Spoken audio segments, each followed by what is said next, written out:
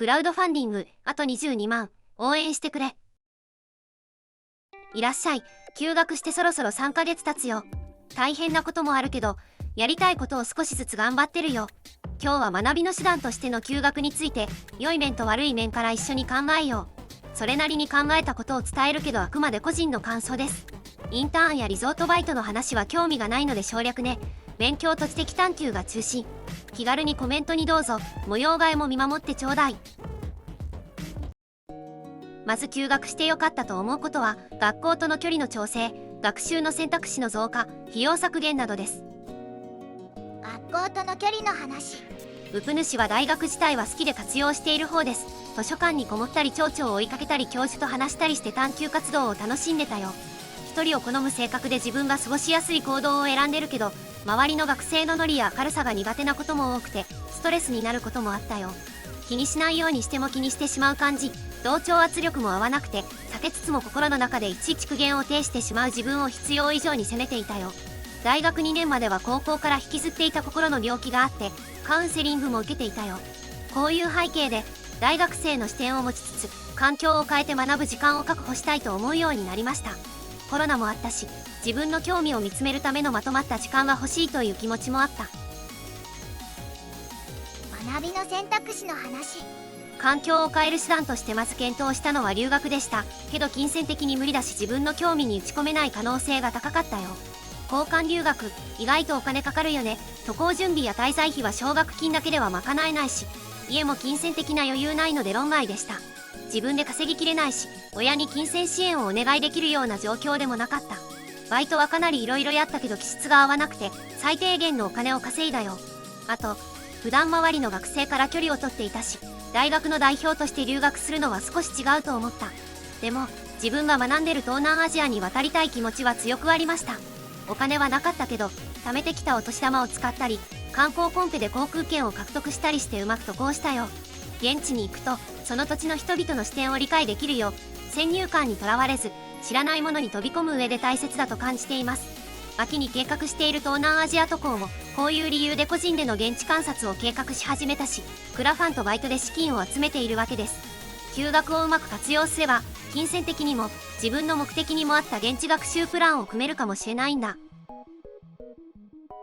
お金の話。そういうわけで、費用の削減は留学と比べた場合の話題が中心です。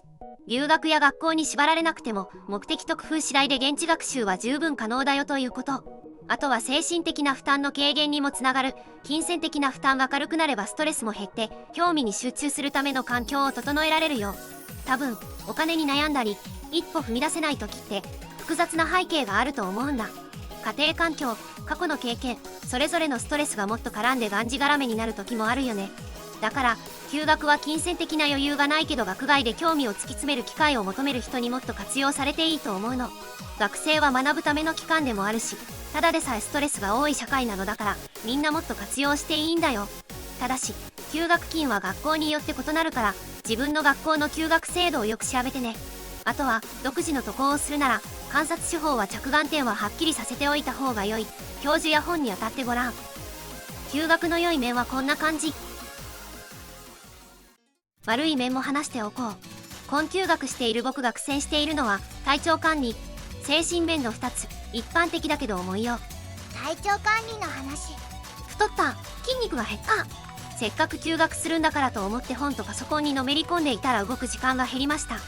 だからこうして服をしぶしぶ整理しているのさ。図書館などを活用してなるべく外に出たり、ちょっとずつ体を動かすようにはしてるよ。これ、バイトや休憩の工夫で解決しつつあります。あんまり動かないので、肉体労働系の単発バイトが良い運動の機会になってます。休憩を取るのが苦手なので、ちょっとずつ意識的にお茶やチーズを摂取してメリハリをつけることにもつながってます。昨年から続けて作り置きも再開する予定なので、親も喜ぶしこっちも食べ物の管理をしやすくなるはずです。こじつけでも運動の口実にしてしまえば、家事も料理も息抜きになって一石三鳥くらいになりそう。精神面の話。まず人と会う機会が減る、喋り方を忘れる、そして作業が止まる。見事なまでに鮮やかな待てのトライアングルでございます。休学前から同じように精神的に病むことは多々ありましたが、休学すると一回一回が10目になりました。ただでさえ会う人を選んでいるのに喋る機会がさらに減るのだから当然だね。過去のトラウマも顔を出すのでしばしば苦しんでます。承認欲求の強い過激なので YouTube が伸びなくて異様に落ち込んだり、クラファンの宣伝も自信をなくしてしまったり忙しいのです。こういう時落ち込んだらやることをメモに書いておく対処法があります。僕の場合こういう感じで信頼できる人と話すことや遅すぎることはないことを思い出せるようにしてるよ。とことん悩む粘着系オタクなので、それを逆手にとってとことん自分と対話できる状態に立て直す術です。やり方は人それぞれだけど、メモは応用できる方法だから試してみてね。この動画を作る前も落ち込んで何もできなくなってたんだけど、ストックの動画素材を釣って今できる一番簡単なことを選んで作ったよ。折りたたみ傘みたいなものさ。休学の良い面と悪い面、ちょっとは伝わったかな。整理した服を少しメルカリで売ってるので、よかったら買ってください。休学ビギナーだからまだ何とも言えない部分も多いけど、それでも休学の良い面があまりにも見逃されていると思うよ。僕がそうであるように、大衆文化とはちょっと合わなくて、でも勉強したい、興味を突き詰めたい学生はそれなりにいると思うんだ。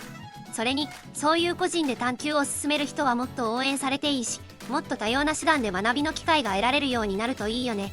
僕が今やっている休学とクラファンは、こうした背景があって挑戦しているんだ。孤独に悩むあなたにも、一人を好むあなたにも、気負わず興味に打ち込める時間は訪れますように。僕も頑張ります。クラファンも援護お願いします。ではまた遊びにおいでね。相談も待ってるよ。